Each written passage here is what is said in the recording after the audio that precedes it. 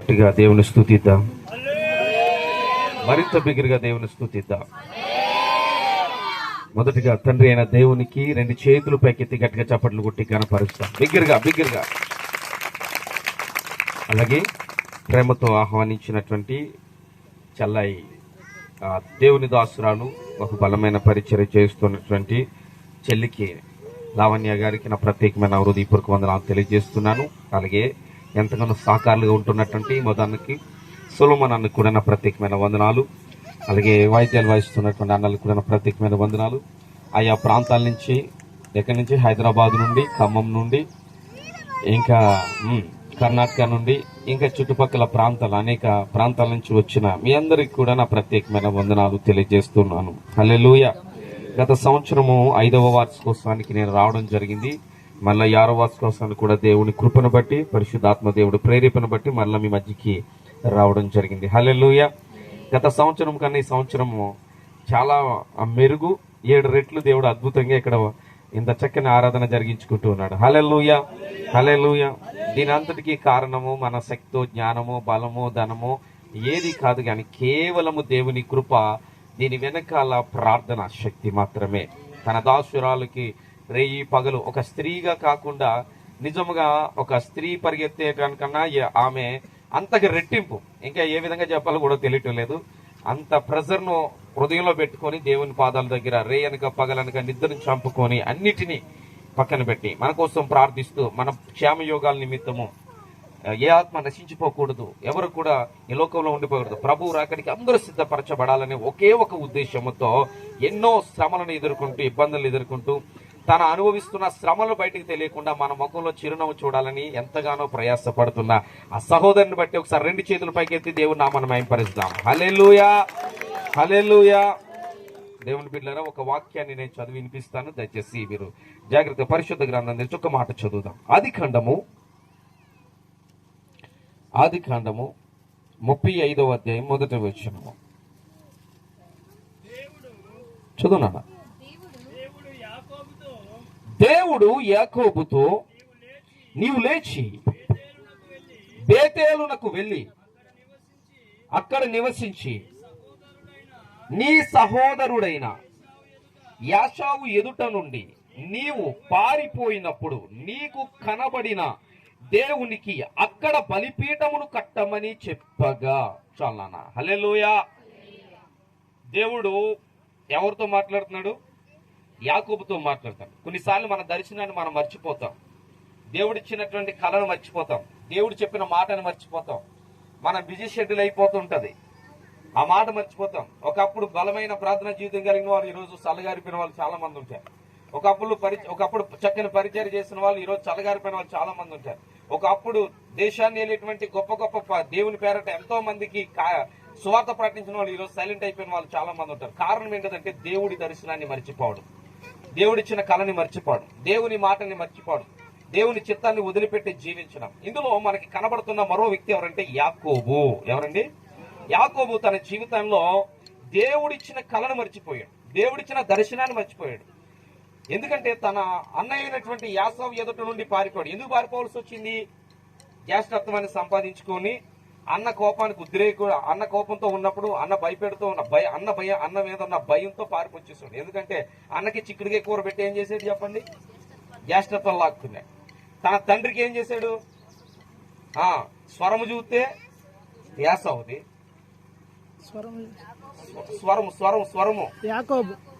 స్వరము యాకోబుది, తడిమి చూస్తే యాషావు. హల్లెలూయా. కరెక్టే. ఆయన స్వరము యాకోబుదే, కానీ దేహాన్ని తడి చూస్తే ఏం కనబడుతుంది? అక్కడ దీవులు కొట్టేశాడు. ఏం చేశాడు చెప్పండి? ఇప్పుడు ఇది తన అన్నకి తెలిసింది. అక్కడి నుంచి పారిపోయి వచ్చేస్తున్నాడు. ఇంచుమించు 60 కిలోమీటర్లు ప్రయాణం చేశాడు ఒక రోజులో.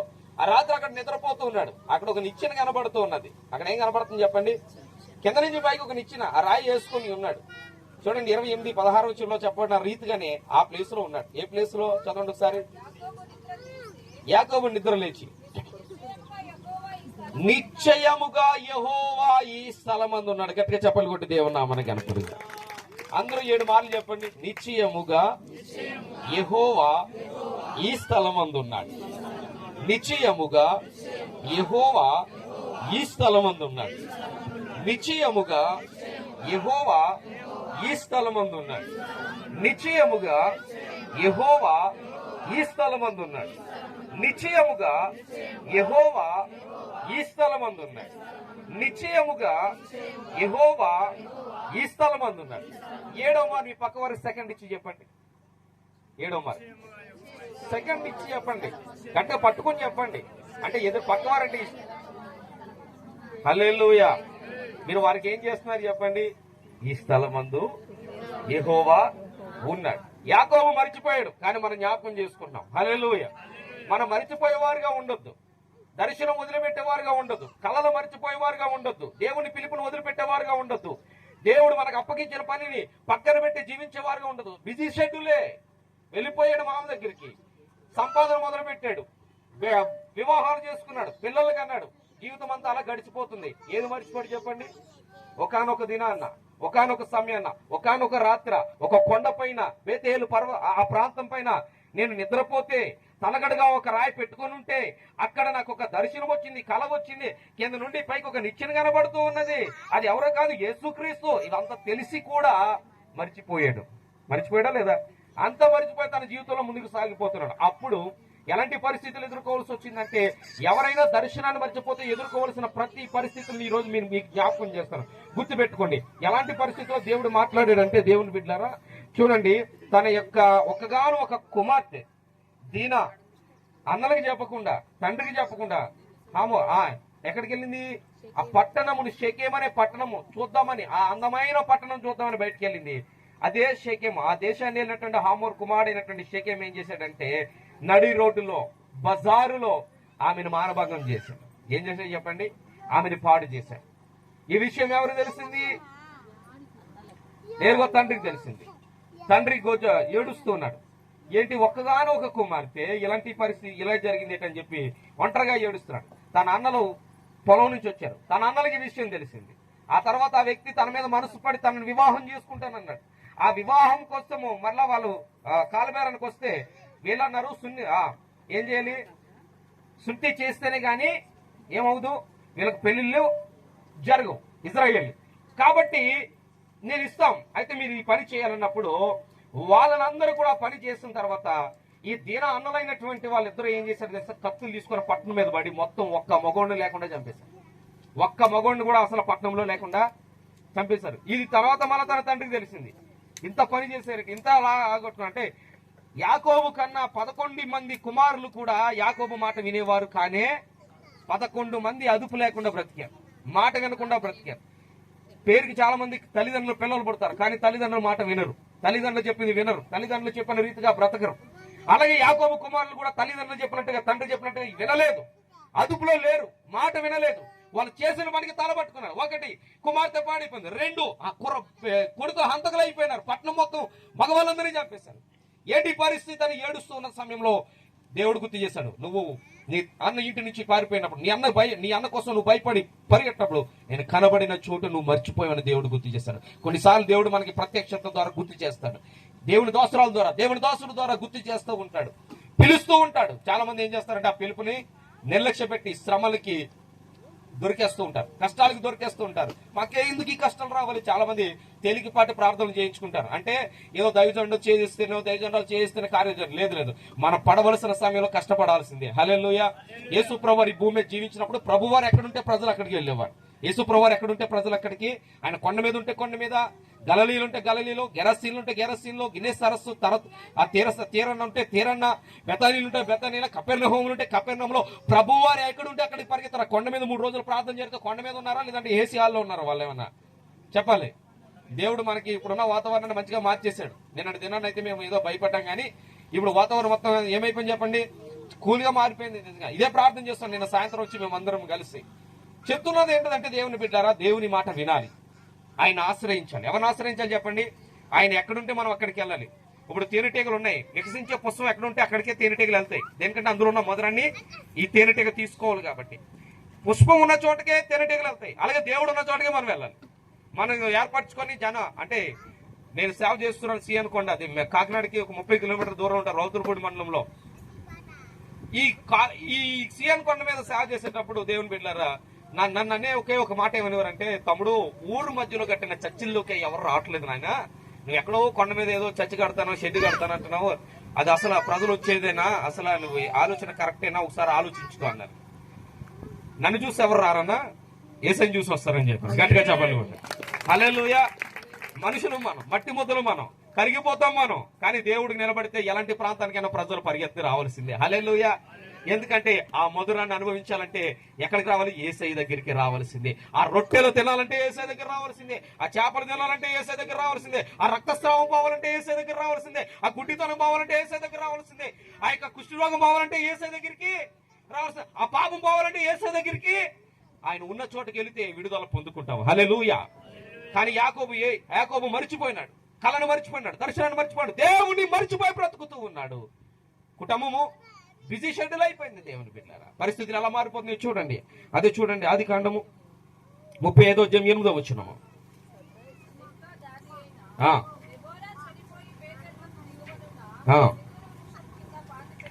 చూడండి. సింధూర వృక్షం అంటే 2లో చూడండి, పుట్టినోట్లో 2 అని చూడండి, ఏముంది? ఏడుపు చెట్టు. ఎవరు చనిపోయారంటమ్మా?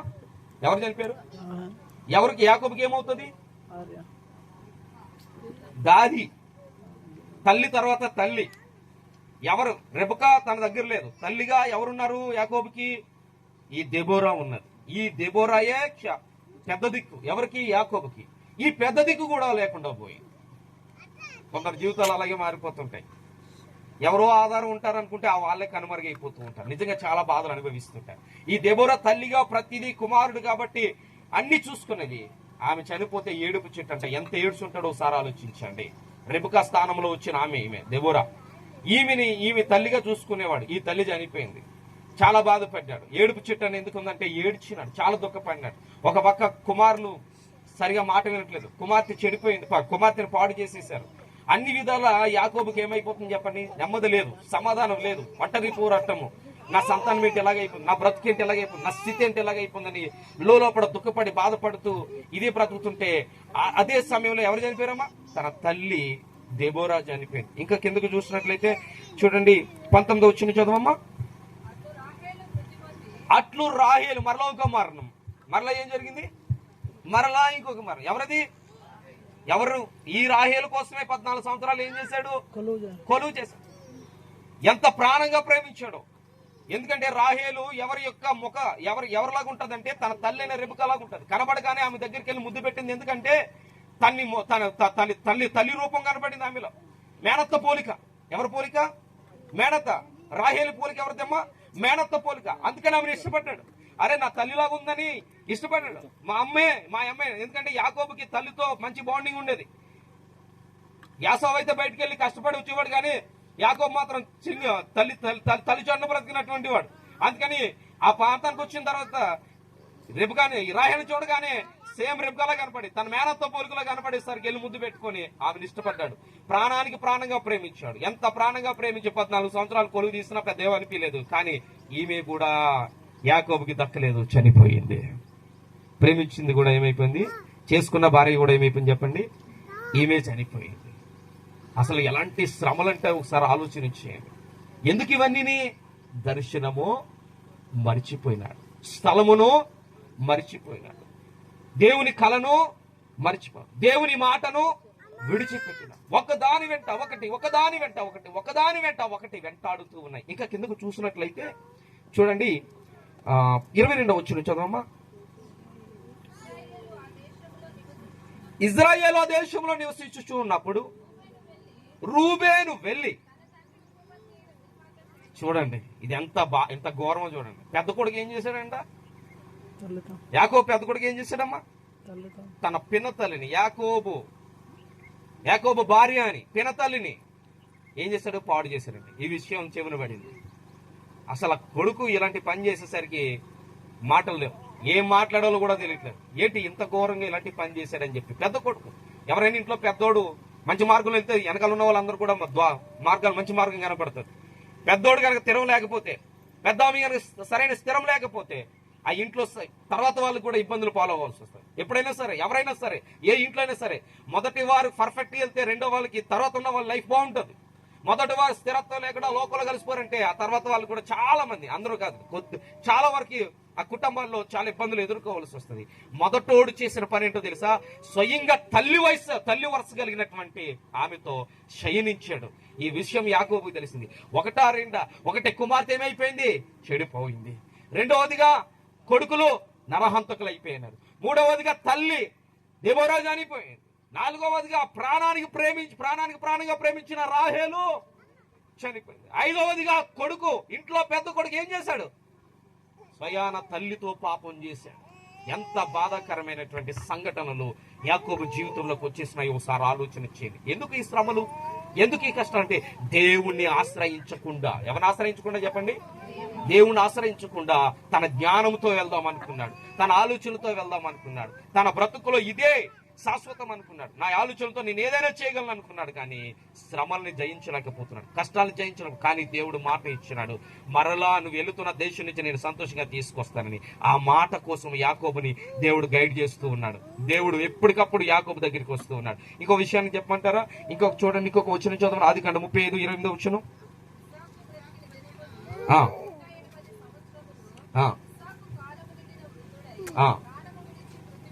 చూడండి, ఇంకొక మరణం మరలా కనబడుతుంది ఇక్కడ. ఎవరిదా మరణం?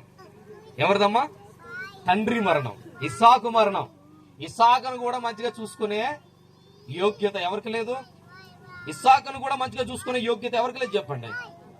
ఎవరికైనా చివరాఖరిలో తండ్రి మీద ప్రేమ పుడుతుంది. ఎలాంటి వాళ్ళకైనా. కొంతమందికి పుట్టకపోవచ్చు. ఎందుకంటే లోకంలో కలిసిపోయి డబ్బాష, ధనాపేక్ష గాని, ఉద్యోగ పిచ్చి గాని, లేదంటే ఇంట్లో ఉన్న వాతావరణం బయటికి వెళ్ళిపోయి ఉండలేనటువంటి వారు, ఇలాంటి కొంతమంది ఉంటారు. కొంతమంది మనుషులు కన్నా తల్లిదండ్రులు వీధులు పడేసే వాళ్ళు చాలా మంది ఉంటారు. వాళ్ళని చూడలేని వాళ్ళు కూడా చాలా మంది ఉంటారు. వాళ్ళకి తెలియదు ఏంటంటే మనం ఏ విత్తుతామో అదే కోసుకుంటాం. నువ్వు వేసిన మామిడికాయ విత్తనం అయితే మామిడికాయ మొలుస్తుంది, యాపిల్కాయ అయితే యాపిల్ విత్తనమే. ఈ రోజు నీకు తండ్రి వద్దంటే రేపు నీ కొడుకులు నిన్ను కూడా అవసరత లేదు అని అంటారు. కానీ యాకోబుకి ఇస్సాకుని చూడాలని ఆశ, దగ్గరుంచుకోవాలని ఆశ, కానీ అది దక్కలేదు. కానీ అది అన్నిటికీ దూరం అయిపోతున్నాడు, శ్రమలకి దగ్గర అయిపోతున్నాడు. ఇస్సాకు చనిపోయిన తర్వాత ఇన్ని కష్టాల్లోంచి లేచి మరలా ఎక్కడికి వెళ్ళాడు చెప్పండి? ఇస్సాకుని సమాధి చేయడానికి వెళ్ళాడు. అలా నిలబడి కళ్ళంట నీళ్లు కాలుస్తున్నాడు.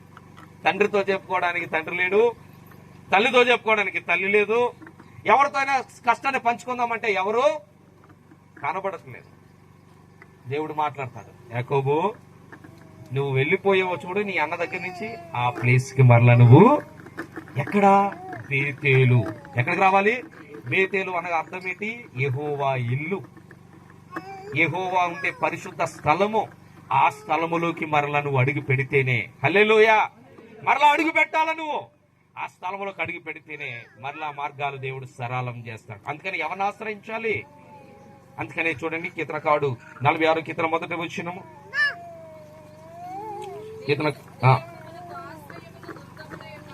దేవుడు మనకు ఆశ్రయమును దుర్గమునై ఉన్నాడు,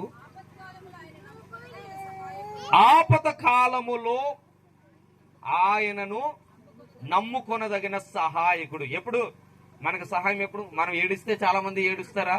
అందరూ ఏడవరు. మనం నవ్వుతే లోకంలో చాలా మంది నవ్వడానికి మనతో సిద్ధంగా ఉంటారు. నువ్వు నవ్వుతూ ఉండు, నీతో పాటు అనేక మంది నవ్వుతారు. నువ్వు ఏడ్చి చూడు, నీతో ఒక్కరు కూడా ఏడవరు. ఎందుకంటే సంతోషాన్ని ఎవరైనా పంచుకుంటారు కానీ దుఃఖాన్ని ఎవరు, శ్రమను ఎవరు, కష్టాన్ని ఎవరు, అవమానాన్ని ఎవరు, నిందను ఎవరు పంచుకోరు. లోకం తీరది, మనిషి నైజమది. కానీ దేవుని బిడ్డ ఆపద కాలంలో నమ్ముకోదగిన సహాయకుడు ఎవరైనా ఉన్నారంటే అది ఒకే ఒక దేవుడు, యేసయ్య మాత్రమే. గట్టిగా చెప్పలు కొట్టి దేవుని నామమును మహిమపరుస్తాం. హల్లెలూయా, హల్లెలూయా, హల్లెలూయా. చూడండి, మొదటి సమూయేలు గ్రంథం 1వ అధ్యాయం 8వ వచనం చూసినట్లయితే, ఆయన ఆశ్రయిస్తే దేవుడు ఏ కార్యములను మన ఎడల జరిగిస్తాడో.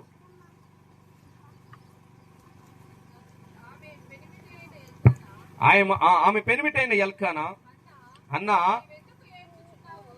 నీవెందుకు ఏడ్చుచున్నావు? నీవు భోజనము మానుటయ్యేలా, నీకు మనోవిచారం ఎందుకు కలిగినది?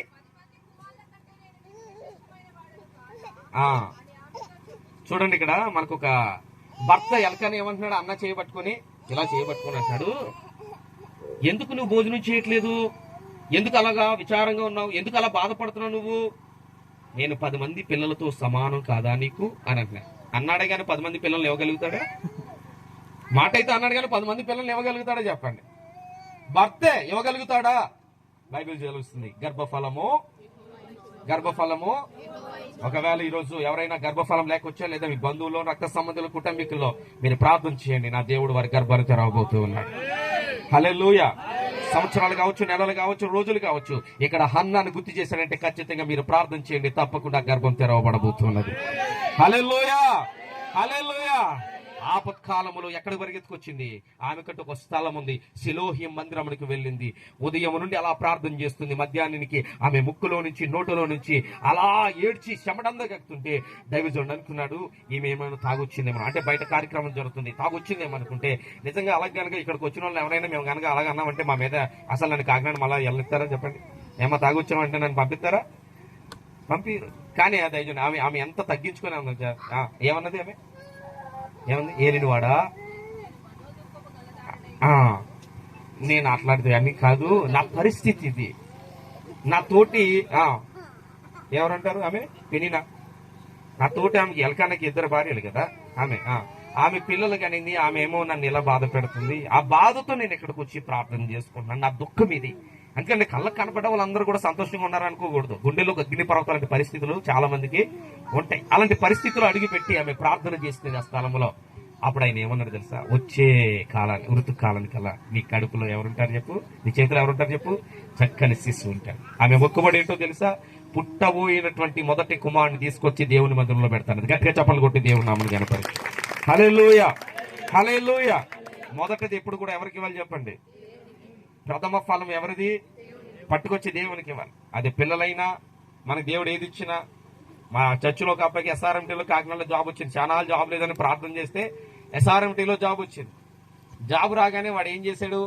మొదటి శాలరీ తీసుకొని, అట్లీస్ట్ 10వ భాగం కాదు, మొదటి శాలరీగా తీసుకొని రాలే, అందులో మొబైల్ కొనుక్కున్నాడు, మొబైల్ బుక్ చేసుకున్నాడంట. ఏం చేశాడు చెప్పండి? మొబైల్ బుక్ చేసుకుంటే ఆ మొబైల్లో ఏమున్నాయి సార్? విగ్రహాలు, బొమ్మలు అన్ని వచ్చాయి. విగ్రహాలు ఏవి పెట్టేసేసి ఆ పెద్ద బాక్స్ పంపించేశాడు వెనక్కి. ఇది చూసుకొని పొరపాడు. అందరూ అంటున్నారు ఏమైందంటే, ఇలాగ మొబైల్ బుక్ చేసుకున్నాను 25,000 పెట్టి, ఇదిగో మొబైల్ రాలేదు. కానీ ఏమొచ్చి చెప్పండి? ప్రథమ ఫలం. ఎన్నాళ్ళు బట్టి నుంచి ప్రార్థన చేస్తే ఎక్కలేనప్పుడు ఏం చేశారు? ప్రార్థన. దైవజనుడు ఏం చేశాడు? ఎక్కించాడు. సంఘం ఏం చేసింది? నిన్ను ఎక్కించాడు. ఎక్కిన తర్వాత పైలోకం నీకు కిందది కనబడతలేదు, పైనంత లోకం మళ్ళీ ఏమైపోయింది? నీ వాతావరణం అంతా ఎక్కించినటువంటి వ్యక్తి భుజం నెట్టి నువ్వేం పడిపోవు, నువ్వు నిలబడతావు. నిలబెట్టిన తర్వాత దేవుని బిడ్డలారా, దేవుని పరిచర్య, దేవుని రాజ్యం కట్టబడాలంటే మనది లేవి గోత్రానికి చెందవలసింది, లేవి గోత్రానికి చెందాల్సింది. హల్లెలూయా. ఎంతో భారంతో పరిచర్య ఇది. చాలా నిజముగా దేవుని ఈ భారభరితమైన పరిచర్యలో మన సహకారం ఏదైతే ఉంటుందో దేవుని బిడ్డలారా, అది మనం నష్టపోకుండా సమృద్ధిని దేవుడు మన ఇంట్లో అనుగ్రహిస్తాడు. ఆమేన్. నువ్వు తలపెట్టిన కార్యం కావచ్చు, ఏ కార్యమైనా, శుభకార్యమైనా, మరే ఏ కార్యమైనా సరే, దేవుడు ఏం చేస్తాడు చెప్పండి? నా కుమార్తె నా నిమిత్తము చేసిన మేలుని బట్టి ఈ కార్యం నేను చేయడానికి సిద్ధపడుతున్నానని చెప్పి దేవుడు అడుగు పెడతాడు. ఆమేన్. హన్నా వెళ్ళిపోయి సిలోహిం మందిరంలో ఏడుస్తుంది. ఎవరి కోసమే, దేనికోసం ఏడుస్తుంది? ఆమె అవసరత ఏంటి, ఆమె అక్కరేంటి, ఆమె కష్టం ఏంటి, ఆమె శ్రమ ఏంటి అని చూస్తే ఆమెకి కావాల్సింది ఏంటో తెలుసా? డబ్బు కోరుకోవట్లేదు, ఆమె పేరు కోరుకోవట్లేదు. ఎందుకంటే ఆమెకు కావాల్సింది ఏంటంటే, వివాహం ఇన్ని సంవత్సరాలని నాకు ఎందుకు బిడ్డలు పుట్టలేదు, నాకు ఒక కుమారుని దయచేస్తే నీకు ఇస్తానని మొక్కుబడి చేసుకుంటే దేవుడు చక్కని ఎవరినిచ్చాడు చెప్పండి అమ్మా? సమూయేలు లాంటి, ఎలాంటి వ్యక్తిని? సమూయేలు లాంటి వ్యక్తిని, దైవజనుడిని ఇచ్చినాడు, పరాక్రమశాలిని ఇచ్చినాడు, న్యాయాధిపతిని ఇచ్చినాడు, అభిషేకుని ఇచ్చినాడు. ఇదే సమూయేలు దావీదును అభిషేకించాడు, ఇదే సమూయేలు సౌలును అభిషేకించాడు. ఇలాంటి దైవజనుడిని ఆమె కడుపులో పెట్టినాడు. హల్లెలూయా. ఆలస్యంగా వచ్చేది శ్రేష్టమైనదే వస్తుంది తప్ప చిన్నపాటి ఏమీ రావు. ఎంత ఆలస్యమైతే అంత గొప్పది దేవుడు ఇస్తాడు. ఆమె అది ఉద్యోగం కావచ్చు, వివాహమైనా కావచ్చు. పెళ్లి కాలేదు అంటారు, కానీ చక్కని అమ్మాయి దొరుకుతుంది వాళ్ళకి. పెళ్లి కాలేదు చక్కని అబ్బాయి దొరుకుతాడు. ఇసాక లాంటి కొడుకు దొరుకుతాడు, ఇసాక లాంటి అల్లుడు దొరుకుతాడు. ఏమ్మా రేపు లాంటి కోడలు దొరుకుతారు. ఎందుకంటే కోడలు అత్తగారు కలిసి ఉండి, ఇక్కడ కోడలు అత్తగారు కలిసి వచ్చిన వాళ్ళు ఎవరైనా ఉన్నారా? కోడలు అత్తగారు కలిసి వచ్చి కూర్చున్న వాళ్ళు ఎవరైనా ఉన్నారా? సర్వసాధారణంగా వాళ్ళు ఎదురు కూర్చోరు ఒక చోట. అవునా కదా? ఉన్నారా? నిజంగా దేవునికి స్తోత్రం. హల్లెలూయా. మీరు ఇంకా నయోమి రూతు లాంటి వాళ్ళు అనమాట. అయితే ఇంకా హల్లెలూయా, హల్లెలూయా. ఎందుకంటే అత్త కోడలు ఎక్కడ కూడా కలిసి కూర్చోవడం చూడలేం.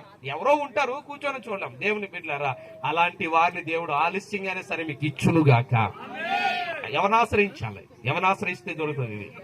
దేవుణ్ణి ఆశ్రయిస్తే ఒకటి, గర్భఫలము దేవుడు నీకు ఇస్తాడు. దేవుని మందిరానికి వెళ్ళి కన్నీరు విడు. ఖచ్చితంగా సంతులేని దాని ఇల్లాలు గాని, కుమారులు కలిగిన, సంతోషం కలిగిన తల్లి గాని దేవుడు నిన్ను చేస్తాడు. నీ మీద ఉన్న మచ్చని ఏం చేస్తాడు చెప్పండి? తొలగిస్తాడు. కాబట్టి నువ్వు ఆశించినది దేవుడు నీకు ఈ రోజు ఇచ్చును గాక. చూడండి, పరిశుద్ధ గ్రంథంలో మరొకరిని ఆశ్రయించినట్టే మన జీవితంలో దేవుడు ఏం చేస్తాడో యెషయా గ్రంథం 38:3 యెషయా గ్రంథం 38:3 యెహోవా యథార్థ హృదయం యథార్థవంతుడినై సత్యముతో నీ సన్నిధిని నేను ఎట్లు నడుచుకుంటునో నీ దృష్టికి అనుకూలముగా సమస్తము నేను అట్లే. ఎవరు దేనికోసం ఇతన ఇలా ప్రయాసపడేది ఏంటి? హిజ్కియా ఎందుకు ఇలాగా మొరపెడుతున్నాడు, ఎందుకు ఇలా ప్రార్థన చేస్తున్నాడంటే అతనికి భయంకరమైన ఒక అనారోగ్యం వచ్చింది. ఏంటది? మరణకరమైన రోగం, రాచపుండు. నేడు క్యాన్సర్ ఎంత భయంకరమైనదో ఆ దినాల్లో రాచపుండు అంత భయంకరం. ఎక్కడొచ్చింది? వీపు మీద వచ్చింది. ఎక్కడొచ్చింది? వీపు మీద వచ్చింది. చెయ్యి దూరిపోతుంది, వీపులోకి చెయ్య దూరిపోతుంది. చుట్టూన వైద్యుల్ని పిలిచాడు. ఏంటి దేనికి సొల్యూషన్ ఉందా? వైద్యం లేదా? ఏంటి ఏం చేయాలంటే వైద్యులు చేతులు ఎత్తేశారు. ఎంత వైద్యం చేసినా ఈ రోగం తగ్గట్లేదు. ఈలోగా చావు కబురు చల్లగా వచ్చింది. చావు కబురు చల్లగా ఎవరు తీసుకొచ్చారు? యెషయా ప్రవక్త చావు కబురు తీసుకొచ్చారు. వైద్యులు ఏం చేశారు? ఆ గోతులోకి రోజు ఒక 1/2 కేజీ మాంసం పెట్టమన్నారు. ఎంత? ఆ గోతులోకి ఎంత మాంసం పెట్టాలి రోజు? ఒక 1/2 కిలో మాంసం ఆ గోతులో. అంటే ఆ కన్నం పడిపోయింది, రాచుకుంటూ తినేస్తుంది పురుగు.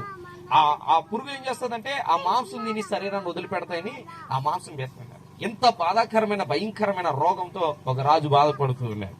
ఇలాంటి బాధాకరమైనటువంటి స్థితిలో ఉన్నటువంటి ఈ రాజు దగ్గరికి కబురు యెషయా ప్రవక్త వచ్చే ఉన్నాడు. తెలుసా? ఇక ఇల్లు సగబెట్టుకో, ఇంక నువ్వు ఏమైపోతున్నావు? మరణం అయిపోతున్నావు అన్నాడు. ఇప్పుడు ఏం చేయాలి? హిజ్కియా ఇల్లు సగబెట్టుకో అన్నాడు కాబట్టి ఇంక ఎవరికి ఏం చెందుతాయో అందరికీ చెప్పాలి. అదేం చేయలేదు. వెళ్ళి గోడ వైపు తిరిగి మోకాళ్ళ నుంచి కన్నీరు కార్చి ప్రార్థన చేస్తున్నాడు. హల్లెలూయా, హల్లెలూయా. ఏం చేస్తాడు చెప్పండి? కన్నీరు కార్చి ప్రార్థన చేస్తాడు. ప్రభువా, నేను యథార్థవంతుడిని నీ సేవ చేశానయ్యా, నీతిమంతుడు దేవా, నీకు ఇష్టపూర్వకంగా నీకు ఇష్టడుగానే బ్రతికాను. నాలో నేను ఎప్పుడు నిన్ను గాయపరిచే బ్రతకలేదు, బాధ పెట్టే బ్రతకలేదు. ఇలాంటి రోగం ఏంటి ప్రభువా, నాకు ఇంకా బ్రతకాలని ఉంది అని ఏడ్చాను. ఇంకా నాకు ఆ కన్నీళ్లను ఎవరు చూశారు చెప్పండి? ఏడవడం. చాలా మంది కన్నీళ్లు ఎవరు చూడట్లేదు. నా పరిస్థితి, నా రోగ పరిస్థితి, నా ఆర్థిక పరిస్థితి, నా కుటుంబ పరిస్థితి, నా భర్త విషయంలో ఇలాంటి పరిస్థితి ఎదుర్కొంటున్నా, నా భార్య విషయంలో ఇలాంటి పరిస్థితి ఎవ్వరూ చూడట్లేదు అనుకుంటున్నామేమో. నీ ప్రతి కన్నీటి బొట్టు మీద దేవుడు దృష్టి. హల్లెలూయా. నీ ప్రతి కన్నీరు బొట్టు. హాగరు ఏడ్చిన ఏడుపు దేవుడు చూశాడు, అన్న ఏడ్చిన ఏడుపు దేవుడు చూశాడు. ఇప్పుడు హిజ్కియా ఏడుస్తున్న ఏడుపును కూడా ఎవరు చూస్తున్నారు చెప్పండి? హిజ్కియా ఏడుస్తున్న ఏడుపును కూడా దేవుడు చూస్తున్నాడు. అందుకని ఏ రాత్రి అయితే నువ్వు ఏడుస్తున్నావో, ఎక్కడ కూర్చొని ఏడుస్తున్నావు, ఏ పనిలో కూర్చొని ఏడుస్తున్నావు, ఏ ఉద్యోగంలోకి వెళ్ళి ఏడుస్తున్నావో, నలుగురిలో అందరికీ తెలుస్తుందని ఒంటరిగా ఏడుస్తున్నావు, నీ పరిస్థితి ఏంటో, నీ దీనస్థితి ఏంటో, నీ దరిద్రపు స్థితి ఏంటో, నీ ఒంటరి స్థితి ఏంటో మనుషులకు తెలకపోవచ్చు. ఒంటరిగా గోడ వైపు తిరిగి మోకాళ్ళు వచ్చి హిజ్కియా ప్రార్థన చేస్తుండగా వెళ్ళిపోయి యెషయాతో దేవుడు మాట్లాడుతున్నాడు. వెంటనే వెళ్ళి మళ్ళా 15 సంవత్సరాలు నేను ఆయుషిస్తానని చెప్పన్నాడు. గట్టిగా చెప్పలు కొట్టి దేవుడు నామని కలుగుతాడు. హల్లెలూయా. మరలా 15 సంవత్సరాలు నేను ఆయుష్ పొడిగిస్తాను, నువ్వు త్వరగా వెళ్ళి హిజ్కియా చెప్పమంటే మళ్ళీ హిజ్కియా తలుపు కొడతాడు. రాజా తలుపు తెరు, రాజా తలుపు తెరు.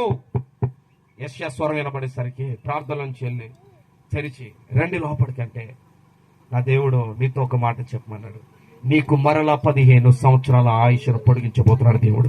గట్టిగా చప్పట్లు కొట్టి దేవుడు నామని కనపడతాడు. ఈ రోజుతోనే ఉద్యోగం ఊడిపోతని లోకము ఎదురు చూడొచ్చు. ఈ రోజుతోనే ఇదిగో మొద్దుకని ఉరి తీసేస్తా అని లోకము ఎదురు చూడొచ్చు. ఈ రోజుతోనే నీ స్థితి మారిపోవచ్చు. ఇంకా అయిపోయింది అనుకోవచ్చు, అంతా అయిపోయింది, ఇంకా లేదు, ఇక కన్ను మూస్తారు. వైద్యులు చేతులు ఎత్తేస్తారు, అందరూ చేతులు ఎత్తేస్తారు. ఎవరు చేతులు ఎత్తేసినా దేవుడు తాకితే మరలా ఉజ్జీవం రగులుతుంది ఆ జీవానికి. హల్లెలూయా, హల్లెలూయా.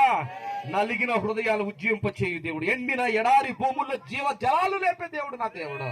రాతి నేలను ఎర్రగొట్టి అందులో నుంచి ఎడారిలోంచి నీటి ఊటలు ప్రవహింప చేయగలిగిన దేవుడు, మొద్దులని చిగిరింప చేయగలిగిన దేవుడు నా దేవుడు. హల్లెలూయా, హల్లెలూయా. రాజు ఏడ్చినాడు, కన్నీరు చూసినాడు, 15 సంవత్సరాల ఆయుస్సును సంపాదించుకున్నాడు. హల్లెలూయా. అందుకే దేవుని ఏం చేయాలా? ఆశ్రయించు. దేవుని ఏం చేయాలి చెప్పండి? ఆశ్రయించాల. నిజంగా నా జీవితంలో ఆ సాక్ష్యాన్ని చాలా తక్కువగా చెప్తాను నేను వీళ్ళ. డిగ్రీ కంప్లీట్ చేసుకున్నాను వైజాగ్ ఏయూ యూనివర్సిటీలో, అయిపోయింది. ఒకరోజు ప్రార్థన చేసుకున్నాను రూమ్ లో, చేసుకుంటూనే దేవుని దర్శనం కనపడుతుంది, పెద్ద సిలువ కనపడుతుంది. ఎక్కడ ప్రభా ఇది అనుకుని చూస్తే, తీరా చూస్తే మా ఊర్లోనే, మా ఊరికి ఒక దూరం అలాంటి కొండ మీద కనబడుతుంది. ఆ కొండ తిరువరం లేని కొండ, అది చీపురు బొల్లు ఉంటాయి. మీకైతే ఇలా చెట్లు మొలకంపలు ఉన్నాయి. చీపురు బొల్లు అంటే తెలుసు కదా, ఈ ఊడ్చుకుంటారు, అది అలాంటి కొండ. ఏంటి ఇలా చూపిస్తున్నాడు దేవుడు అని చెప్పి ఒకరోజు ఆ స్థలానికి వెళ్ళాను. ఎక్కి 3 సార్లు పడ్డాను, మోకాలు కొట్టిపోయి మొత్తం ఒళ్ళంతా కొట్టిపోయింది. జీడిమాడి చెట్లు ఉంటాయి, అంటే ఈ కాలంలో జీడి గింజలు మీకు తెలుసు కదా, జీడిపప్పు ఉంటుంది కాదు, ఈ జీడిపప్పు ఉంటుంది. చెట్లన్నీ వేస్తున్నాయి, మామగారి చెట్లన్నీ వేస్తారు. ఎప్పుడో కొన్నది 20 సంవత్సరాల క్రితం. దాన్ని 2 ఎకరాలన్నర ఉంటుంది కొండ దగ్గరే, తునికి పాయింట్ అనమాట, పర్వాలేదు. అయితే పెద్ద లొయ్యి ఉంటుంది, ఒక తాడి చెట్టు లొయ్యి ఎంత ఉంటుంది, ఎంత తాడి చెట్టు లొయ్య, దాని అంతా మట్టితో కప్పాలి. ఇలా పైకి ఎక్కి, ప్రభా నువ్వు ఎక్కడే కదా సిలువు చూపించావని మళ్ళా ప్రార్థన చేస్తుంటే, ఏంటి మిట్ట మధ్యాహ్నం పోతే ప్రజలు వచ్చి నా పక్కన కూర్చున్నట్టు కనపడుతున్నా. మిట్ట మధ్యాహ్నం ఇదేంటి ఇలా కనపడుతుంది, లీనమైపోయి నీకు ఆటోమేటిక్ గా ప్రార్థనలో జనాలందరూ ఇక్కడ ఉన్నారు. ఇంకా మేము ఇంకా లీనమైపోయి నేను ఆనందిస్తూ ఉన్నాను. అక్కడ ఉన్న పాటని పెద్ద సిలువ కనపడుతుంది. అరే ఏంటి ఇక్కడ ఇంత సిలువ, ఎంతమంది జనం అని చెప్పి నేను అలా ధ్యానం చేస్తూ ఉన్నాను. ఎప్పటికి కళ్ళు తెరిచానో నాకే తెలియలేదు. కళ్ళు తెరిచి చూసేసరికి చీకటి పడిపోయింది. మళ్ళా వెళ్ళిపోయాను. ప్రతిరోజు ప్రార్థన చేస్తున్నాను. ఎడ్యుకేషన్ అయిపోయింది, మళ్ళీ డిగ్రీ ఎంఎస్సీ చేద్దాం అనుకున్నాను. ఇంకా దాని మీదకి ఆలోచన ఏం పుట్టట్లేదు, ఆపేశాను. ఇక్కడికి మా నాన్నగారు వెటనరీ డాక్టర్ గారు, ఆయన రిటైర్ అవగానే వాళ్ళ చెవిలో ఒక మాట చెప్పాను, ఇక్కడ చర్చి కడితే బాగుంటుంది అని అన్నారు. చర్చి కడితే బాగుంటుంది అని అంటే, ఏదో కష్టంగానా ఇష్టంగానా పోనీలు అడుగుతున్నారు కదా, చర్చి కడతాంలే, ఎందుకైనా మనమైనా ఆరాధించుకోవడానికి కావాలంటే. చాలా మంది సంఘాన్ని కట్టి చర్చి కడతారు. నేను సంఘం లేకుండా చర్చి కట్టాను. సంఘాన్ని కట్టిన తర్వాత ఏం చేస్తారు చెప్పండి, చర్చి కడతారు. సంఘం ఏమీ లేకుండా చర్చి కట్టించాను. ఒక షెడ్ వేయించాను మధ్యలో, ఒక చిన్న షెడ్. ఇంకా ఎంతమంది పడతామో అంతమంది ఒక షెడ్ వేయించాను. ఏం చేసిన తర్వాత నేను అనుకున్నాను, నీకు అందరూ ప్రజలు వచ్చేస్తారు, నాకు దర్శనం ఉంది కదా, వచ్చేస్తారు అనుకుని ఇంకా ఒక మైక్ సౌండ్ ఇలాంటి 4000 సౌండ్ ఒకటి తీసుకున్నాను. ఇలాంటి బాక్సులు, పెద్ద బాక్సులు ఇంకా తీసుకున్నాను. హారం సాయి కొట్టేశాను, అన్ని కట్టేసేసి ఇంకా నేను ప్రార్థన చేస్తుంటే ప్రజలు వచ్చేస్తారేమో అనుకుంటున్నాను. ప్రార్థన చేస్తే ప్రజలు వచ్చేస్తారు, ఎవరు రాలేదు. మా అమ్మగారు ఒక్కరే వచ్చేవారు. ఆ మట్టి అంతటినీ కూడా కప్పెట్టడం మొదలు పెట్టాం. ఆ తర్వాత ఆ షెడ్ లో ప్రార్థన చేసుకున్నాం. కరెంటు లేదు, ఏం లేదు. ఊరవతల నుంచి కరెంటు లాక్కొని ప్రార్థన చేసుకున్నాం. మా అమ్మగారికి సంవత్సరం సువార్త ప్రకటించాం. మా అమ్మగారికి ఎదురుగుంటా కూర్చొని వాక్యం చెప్తుంటే మా అమ్మగారు కళ్ళంటే నీళ్లు పెట్టుకునేవారు, ఏడుస్తూ ఉండేవారు. మా అమ్మగారు వెళ్ళిపోయిన తర్వాత ఇలాంటి అక్కడ చింత చెట్టు ఉంటుంది, చింత చెట్టు విను, రాళ్ళరా వినండి, ఇదిగో చెట్లరా వినండి, దేవుడు నమ్మదగినవాడు, సజీవుడు, జీవము గల దేవుడు, భూమి మీద ఆయన లాంటి దేవుడు మరొక సృష్టికర్త ఆయన. మీరు ఆయన ఆరాధిస్తున్నారు, నేను ఆరాధిస్తున్నాను, ఈ ప్రజలు ఆరాధించాలా, వారి కోసం కూడా నాతో పాటు కలిసి మీరు ప్రార్థన చేయండి అని. ఎవరిని కోరుకునేవాడిని తెలుసా? సహాయానికి చెట్లని, అక్కడ ఉన్న రాళ్ళని సహాయాన్ని కోరుకున్నాను. ఆ కొండ ఎక్కిన తర్వాత ఎదురుకుంటా క్రికెట్ ఆడేవారు, వాలీబాల్ ఆడి, నేను వాలీబాల్ చాలా ఇష్టంగా ఆడేవాడిని. అయితే ఎప్పుడైతే బైబిల్ పట్టుకున్నానో అన్ని విడిచిపెట్టేశాను. వెళ్ళాలనిపించినా సరే అక్కడి నుంచి వెళ్ళేవాడిని కదా, కొండపై నుంచి చూసేవాడిని. ఆ తర్వాత అలా ఏడుస్తూ ప్రార్థన చేసుకుంటూ ఉన్నాను. దేవుని బిడ్డలారా, ఒక ఆమె రక్షించబడ్డది, బ్రాహ్మణ కులస్త్రాలు, పంతులమ్మ గారు ఆమె పేరు. హల్లెలూయా. ఆమె రక్షించబడిన తర్వాత ఆమెను ప్రతి ఆదివారం ఇప్పటికీ కూడా నేనే బండి మీద తీసుకొని వస్తాను. వెళ్ళి ఆమెను తీసుకొని వచ్చి చర్చలో కూర్చోబెట్టుకొని ఆమె పాటలు పాడేటప్పుడు నేను కాంగ కొట్టుకోండి. ఆమె పాటలు ఎలాగుండే తెలుసా? ఎంతో రుచియో, బ్రాహ్మణ కులస్తులు కదా వాళ్ళు, పంతులు కదా, ఎంతో రుచియో యేసయ్యా నీ మాట ఎంత రుచియో, యేసయ్యా నీ మాట ఎంత రుచియో, ఎంతో రుచియో, ఆహా పలే రుచియో, ఇన్నాళ్ళు తెలియక బొమ్మలకు మొక్కాము, ఇప్పుడే నిన్నే మొక్తాము. ఇలా పాడుతుంటే నేను కాంగ కొట్టను. నాకు ఎలా ఉండేదంటే ఆమె పాటకి నాకు సరిపోయింది ఇంకా ఆటోమేటిక్ గా. ఇది మన యొక్క పరిచర్య యొక్క వాతావరణం. ఇలా చెప్తూ ఉండేది, కొనసాగుతూ ఉండేది. ఇంక ఇద్దరితోనే సువార్త ప్రార్థిస్తూ ఉండేవాడిని. ఆ తర్వాత నాకు ఇలా కాదు, పరిచర్యకి మనుషులు ఎవరు కనపడతలేదు కానీ తుని రైల్వే గేట్ దగ్గరికి వెళ్ళి సువార్త చేయడం మొదలు పెట్టాను. తుని రైల్వే గేట్ కరెక్ట్గా అక్కడ రైల్వే గేట్ ఏం చేస్తాడంటే, ట్రైన్కి ఇప్పుడు గోదావరి విశాఖ ఎక్స్ప్రెస్ వెళ్ళే టైంకి అక్కడ వేసే కానీ మొత్తం ఇన్ని పత్రికలు బైబిల్ పట్టుకెళ్ళి మొత్తం అందరికీ పనిచేసేవాడిని. ఆ గేటు పైకి ఎక్కి స్వార్థ ప్రార్థించేసి మళ్ళీ వచ్చేవాడిని. కత్తిపూడి బస్ స్టాప్ లో, ఉప్పాడ బీచ్ లో, కాకినాడ బీచ్ లో, విశాఖ బీచ్ లో, ఎక్కడ పడితే అక్కడ బస్ స్టాప్ లో, బస్సులో, ట్రైన్ లో నాకు తెలిసిన ప్రతి స్థలములో సువార్త ప్రార్థించుకుంటూ వెళ్ళిపోయేవాడిని. హల్లెలూయా. ప్రజలే రావాలా, ప్రజల దగ్గర మనం కూడా వెళ్ళిపోవడమే మంచిదని చెప్పి నేను అలా వెళ్ళిపోతున్నా. అదే నా పెద్ద మీటింగ్ అనమాట. అలా వెళ్ళిపోతుండేవాడిని. అలాగ సువార్త సాగుతుంది. అయితే ఆ ప్లేసు అసహ్యమైన ప్లేసు. ఎవరైనా చనిపోతే వారి బట్టలు అక్కడ వేసేవారు. కుక్కలు గాని, పందులు గాని, ఇంకా ఆ చుట్టుపక్కల ఏం చనిపోయినా ఆ గవర్నమెంట్ హాస్పిటల్లో ఉన్నటువంటి సిరంజీస్ గాని, వేస్టేజ్ గాని తీసుకొచ్చి అదే స్థలంలో ఏదైనా బర్రెలు ఈనినప్పుడు దాని మావి, ఆ ఆవులు వీనినప్పుడు దాని మావి తీసుకొచ్చి అదే కట్టేవారు. అయినా సరే నిజంగా దేవుని బిడ్డలారా, చచ్చి కట్టినా సరే అదే చేసేవారు. అక్కడ బోరు కొట్టిందో బోర్ తీసుకొని వెళ్ళిపోయారు. ఇలాంటి పరిస్థితి ఏం అర్థం కాలేదు. అలాంటి పరిస్థితుల్లో వాళ్ళు వేసిన తర్వాత, వాళ్ళు వెళ్ళిపోయిన తర్వాత ఉదయాన్ని చూడబోదు కనబడి ఆ కుంకుము, ఏ కొబ్బరికాయలు, నిమ్మకాయలు ఏవో వేసేసేవారు దాని మీద.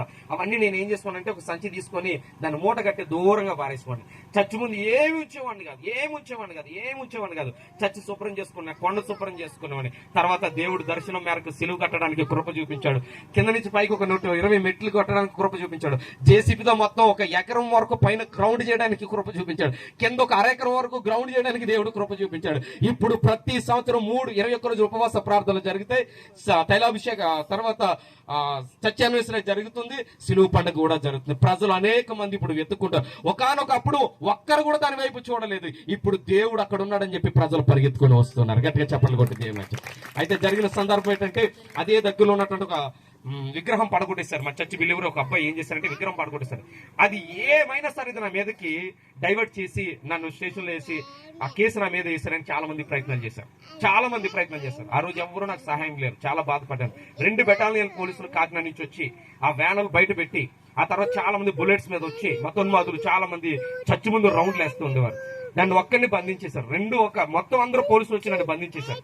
చాలా బాధపడేవాడిని. ఏడు ప్రభా, ఈ స్థలంలోకి నడిపించింది నేను, ఆ విగ్రహానికి నాకు ఏ సంబంధం ఉంది, ఎలాంటి చిల్లర పనులు నేను ఎందుకు చేస్తాను అని చెప్పి నేను నాలో నేను వచ్చాను. పడగొట్టిన అబ్బాయికి ఇంక ఏ గొడవలు ఉన్నాయంట. అందువలన పడగొట్టేసినటువంటి ఆ విగ్రహం విషయంలో ఈ వ్యక్తి చర్చికి వెళ్తాడు. ఆ అబ్బాయి ఇతనికి రిలేషను. పాస్టర్ గారు చెప్పకుండా వ్యక్తి ఆ పని చేయడు. ఎందుకంటే అక్కడ ఎలక చచ్చిందంటే దేని మీదకి వస్తుంది? పిల్లి మీదకే వస్తుంది. అలాగా పాస్టర్ గారు చెప్పకుండా అది ఉండదని చెప్పి ఆయన ఏం చేశారు తెలుసా? కేసు ఏదేమైనా నా మీద 10 రోజులు 12 మంది పోలీసులు నాతో పాటు పడుకున్నారు. చర్చిలో పడుకుంటే 3 గంటలు లేచేయమండి. ఎన్ని గంటలకి? వాళ్ళకి నిద్ర పట్టేది కాదు. 3 గంటలకి నన్ను నిద్ర పట్టేది కాదు. వాళ్ళు ఏమైనా అనడానికి లేదు. 3 గంటలు లేచి నేను మౌతట్టుకొని ఆరం శిల పట్టుకొని ప్రార్థన చేస్తుంటే నిద్ర పట్టేది కాదు. అలా నాతో పాటు వాళ్ళకి దేవుడు అంటే తెలియదు. అయినా సరే ఏం చేయాలి? వద్దనడానికి లేదు. 10 రోజుల తర్వాత వాళ్ళు మారుమనసు వచ్చేసింది. హల్లెలూయా. ఆ 10 మంది ఇలా వరుస పెట్టి నిలబడి ఒక్కొక్కరు, మా అమ్మాయి ఎంసెట్ రాసిందండి, మా భార్యకు ఇలా అనారోగ్యంగా ఉందండి, నా ప్రమోషన్ కోసం అండి అని చెప్పి 10 మంది పోలీసులు నాతో ప్రార్థన చేయించుకున్నారు. హల్లెలూయా. ఎవరిని ఆశ్రయించాను? అలాంటి పరిస్థితి నిజంగా అనుకునేవాడిని. ఒక్కసారి కనుక దెబ్బలు తాళలేక ఆ కుమారుడు కనుక అబద్ధం ఆడేశాడు అనుకోండి, నన్ను తీసుకెళ్లి ఎక్కడ పడేస్తారు? కేసు నా మీద నమోదు చేసి. కానీ దేవుడు అలాంటి అప్పగించాడు. ఏ కోర్టు కేసులోని మీరు ఉండకూడదు. ఏ కష్టాలు వచ్చినా, ఏ శ్రమలు వచ్చినా, ఏ ఇబ్బందులు వచ్చినా, ఎటువంటి భయంకరమైన పరిస్థితులు వచ్చినా ఆపత్కాలంలో నమ్ముకునదగిన సహాయకుడు మన దేవుడు. గట్టిగా చెప్పలు కొట్టి దేవుడు నామని కనపరచాలి. అందుకని ఎవరిని ఆశ్రయించాలి చెప్పండి. దేవుని ఆశ్రయిస్తే మనకున్నటువంటి పరిస్థితులన్నీ కూడా ఏమవుతాయి చెప్పండి? నోరులు ముయించగలిగిన దేవుడు మన దేవుడు. ఫరో నోరు మోయ్ ఏమన్నాడు? ఫరోనే నోరు మూయి, నీ టైం ఉంది, కంగారు పడకని చెప్పి తీసుకొచ్చి సముద్రం ముందు నిలబెట్టాడు. ఎవరినే? మోషేని తీసుకొచ్చి ఏం చేశాడు? మోషే, ఏంటి ప్రభా దేవుని ఆశ్రయించాడు. నీ చేతిలో కర్ర ఉంది, దాన్ని చాపో, 2గా చీల్చేస్తాను. నేషనల్ హైవే వేసాడు సముద్రంలో దేవుడు. గట్టిగా చప్పట్లు కొట్టాలా. నేషనల్ హైవే వేసాడు. దేవుడు చిత్తం అయితే ఇక్కడి నుంచి అయినా వేయగలడు దేవుడు. ఆమె సముద్రంలో నేషనల్ హైవే వేసిన దేవుడు. ఇదేమైనా పెద్ద గొప్ప? చెప్పండి అమ్మా. ఆయన ఇష్టం. ఆయన ఎక్కడైనా నిలబెట్టి ఏదైనా చేయగలరు. తన ప్రజలను నడిపించి తర్వాత మళ్ళా ఏం చేశాడు చెప్పండి? సముద్రాన్ని మళ్ళీ కలిపేసి ఫరో సైన్యాన్ని, ఫరోను కూడా ఏం చేశాడు చెప్పండి? ఈ రోజు నుంచి నీ శత్రు ఫరో అయితే మునిగిపోబోతూ ఉన్నాడు. నీ శత్రువు ఎంత నలిపేశాడో వాడు ఈ రోజు నలిగిపోబోతున్నాడు. ఈ రోజు వరకు నువ్వు భయపడ్డావు, ఈ రోజు నుంచి ధైర్యంగా కొనసాగించబడుతూ ఉన్నావు. సంతోషంగా నువ్వు వెళ్ళబోతున్నావు. ఆమె చెప్పగట్టుగా ఎండకు భయపడకండి. మీరు దేనికి భయపడకూడదు? అసలు ఎండే లేదు. వాసన చెప్పాలంటే చెమట కూడా పట్టడం లేదు. పడుతుందమ్మా. చెమట పట్టేవారు అందరూ హల్లెలూయా చెప్పండి. హల్లెలూయా. అబ్బా, మీరు చక్కగా వింటున్నారని నాకు అర్థమవుతుంది. ఆమేన్. హల్లెలూయా. చాలా సంతోషం దేవుని బిడ్డ. అందుకని ఎవరిని ఆశ్రయించాలి? ఆశ్రయించు, ప్రభువుని ఆశ్రయించు. ప్రభువుని ఆశ్రయిస్తే దేవుడు తప్పక నీ ఎడల గొప్ప కార్యం చేస్తాడు. చూడండి, లూకా సువార్త 7:37 వచనము. లూకా సువార్త 7:37 వచనం.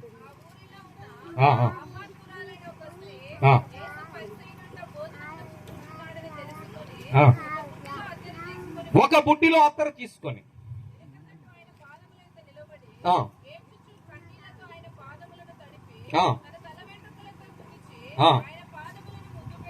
ఆ అబ్బా, ఎంత చక్కనటువంటి సాక్ష్యం ఇది. నిజంగా ఆమె పాపాత్మురాలే. ఆమె వల్ల ఎన్నో కుటుంబాలు పాడైపోయి ఉండొచ్చు. ఎంతో మంది భర్తలు భార్యలు కొట్ట ఉండొచ్చు. ఎంతో మందికి సమాధానం లేకుండా పోయి ఉండొచ్చు. ఆమె వలన చాలా కుటుంబాలు బాధపడి ఉండొచ్చు. కానీ యేసయ్యను చూడగానే ఆమెకి ఉన్నటువంటి ఒక ఆలోచన ఏంటంటే, ఈ బ్రతుకు నాకు ఒప్పుక. ఏమనుకుందామే, ఇలాంటి బ్రతుకు నాకు, నేను ఇలాంటి బ్రతుకు బ్రతకూడదు, నేను మారిపోవాలనుకుంది. ఈ రోజుల్లో ఎన్ని పనికిమాల పనులు చేసినా అదే లోకంలో బ్రతుకుతారు, కానీ బ్రతుకును మార్చుకునేవారు లేరు. లైఫ్ చేంజింగ్ అవ్వట్లేదు, చాలా మంది లైఫ్ చేంజ్ అవ్వట్లేదు. ఇంకా అదే జీవితం. బయటకు లాగుదామన్నా సరే వాళ్ళు ఏం చేస్తారు చెప్పండి, బయటకు లాగుదామన్నా రావట్లేదు. వెనకాల మీరు వెళ్ళండి, కొంతమంది భర్తలు అంటారు, నువ్వు వెళ్ళు నేను వెనకాల వస్తాను అంటారు, కానీ మీరు రారు. ఇలాంటి వాళ్ళు చాలా మంది ఉంటారు.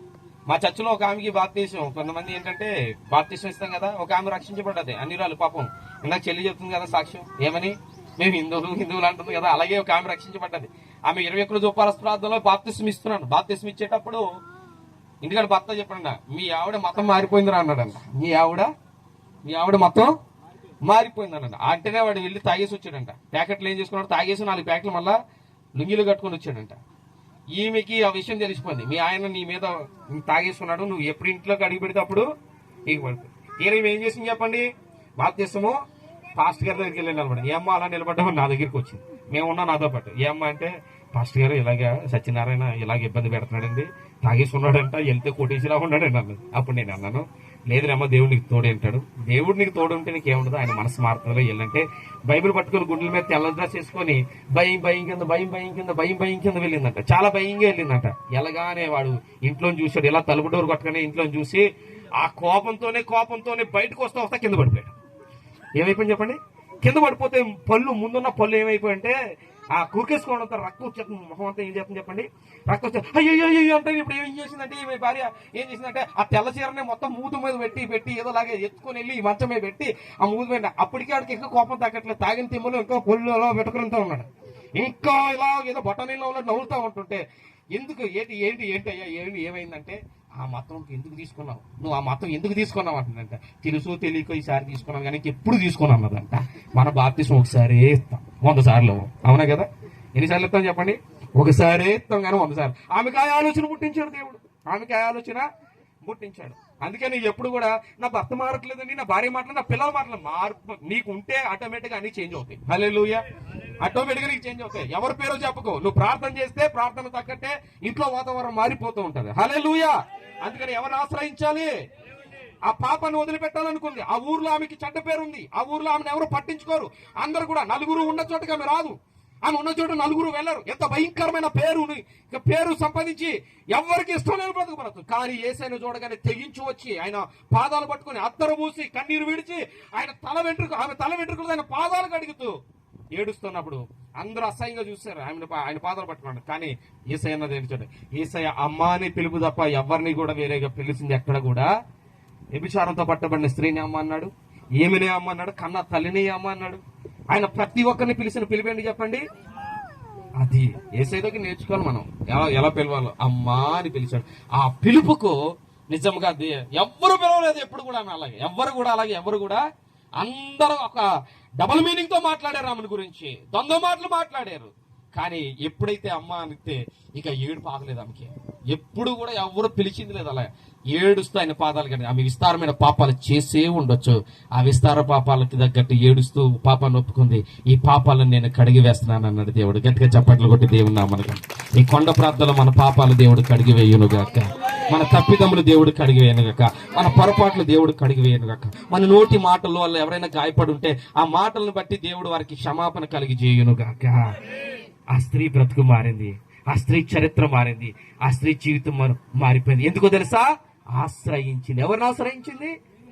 ఇస్కియా ఏం చేశాడు, ఆ గోడ వైపు తిరిగాడు. సిలోహి మందిరంలో హన్న ఏం చేసింది, ఆ స్థలాన్ని ఆశ్రయించింది, యేసయ్యని ఆశ్రయించింది. ఒక్క విషయాన్ని నేను మీకు గుర్తు చేస్తాను. చూడండి, యోహాను సువార్త 2వ అధ్యాయం 1వ వచనం, 2వ వచనం, 3వ వచనం చూస్తే, యేసు ప్రభువారు ఈ భూమి మీద 3వ దినమున గలిలయలోని కానా అనే ఒక ఊరిలో వివాహం జరుగుతున్నది. యేసు తల్లి అక్కడ ఉండేను, పిలువబడి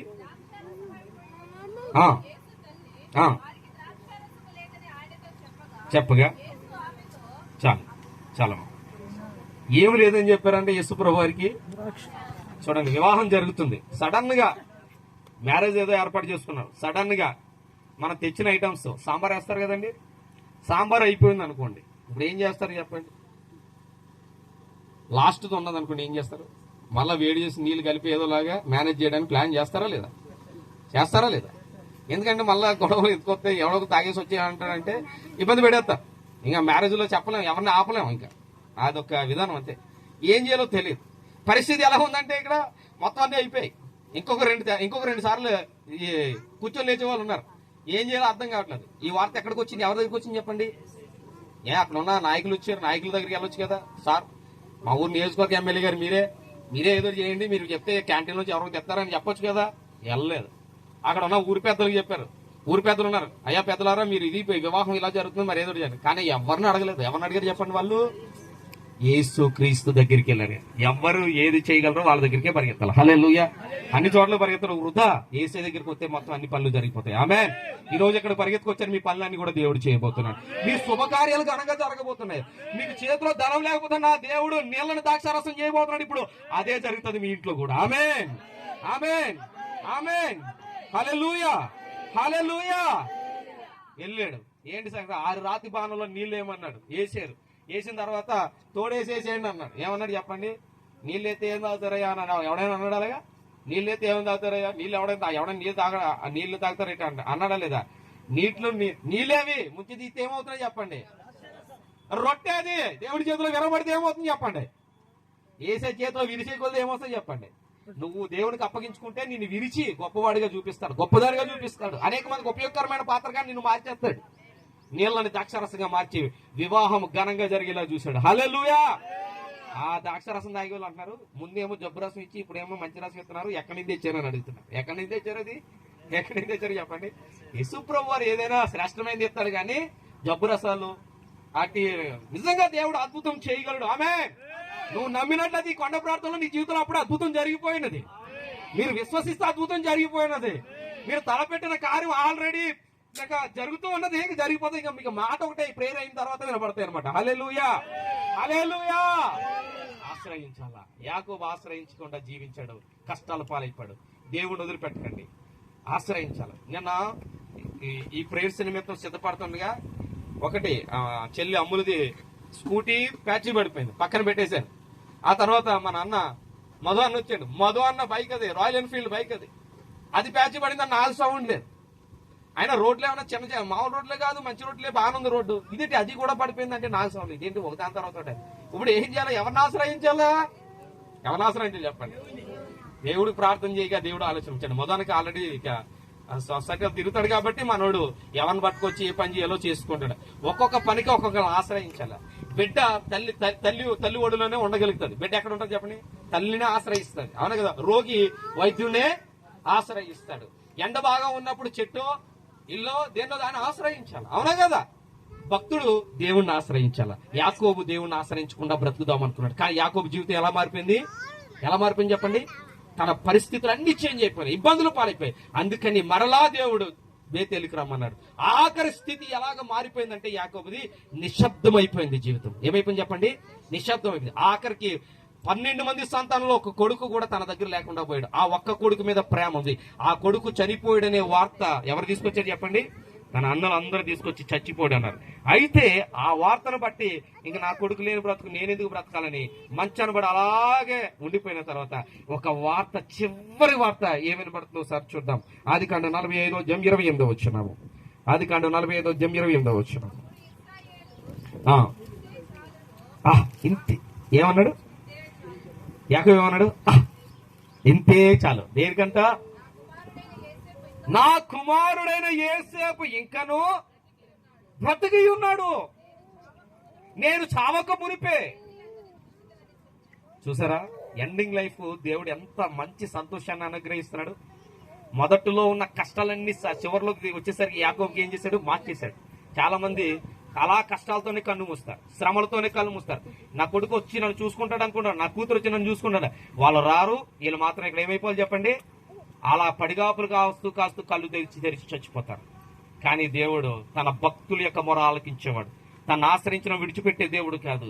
యాకోబు ఆశ ఏంటంటే యేసేపు చచ్చిపోయాడు, ఇంక నేను ఎందుకు బ్రతకాలనుకున్నాడు. కానీ అలాంటోడికి ఎలాంటి వార్త వినబడింది తెలుసా?